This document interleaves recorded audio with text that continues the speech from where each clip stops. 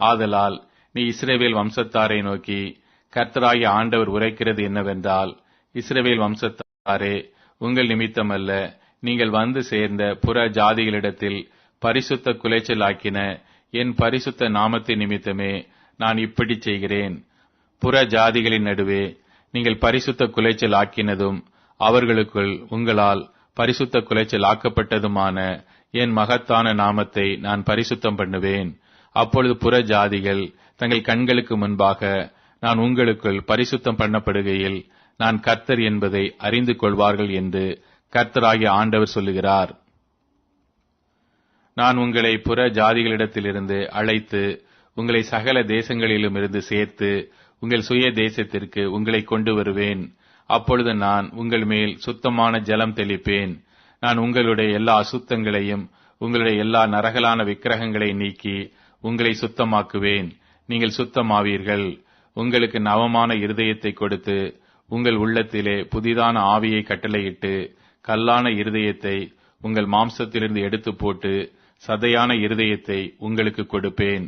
உங்கள் உள்ளத்திலே என் ஆவியை வைத்து உங்களை என் கட்டளைகளில் நடக்கவும் என் நியாயங்களை கைக்கொள்ளவும் அவைகளின்படி செய்யவும் பண்ணுவேன். உங்கள் பிதாக்களுக்கு நான் கொடுத்த தேசத்திலே நீங்கள் குடியிருப்பீர்கள். நீங்கள் என் ஜனமாயிருப்பீர்கள். நான் உங்கள் தேவனாயிருந்து உங்கள் அசுத்தங்களை எல்லாம் நீக்கி உங்களை இரட்சித்து உங்கள் மேல் பஞ்சத்தை கட்டளையிடாமல் கோதுமையை வரவழைத்து அதை பெருகப் பண்ணி, நீங்கள் இனிமேல் ஜாதிகளுக்குள்ளே பஞ்சத்தினால் உண்டாகும் நிந்தையை அடையாதபடிக்கு விருட்சத்தின் கனிகளையும் வயலின் பலன்களையும் பெருகப் பண்ணுவேன்.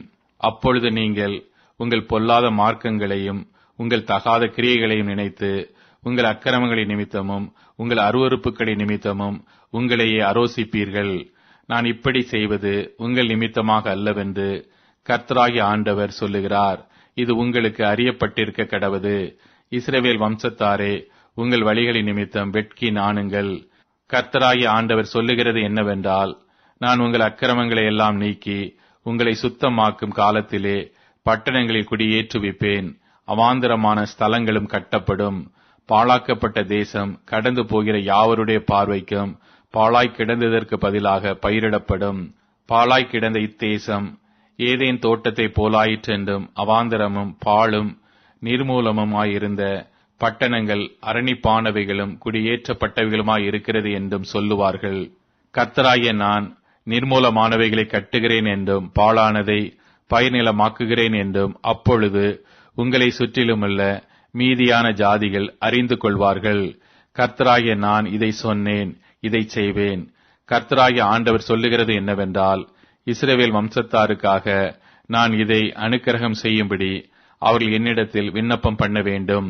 மந்தை பெருகுகிறது போல் அவர்களில் மனிதரை பெருக பண்ணுவேன்.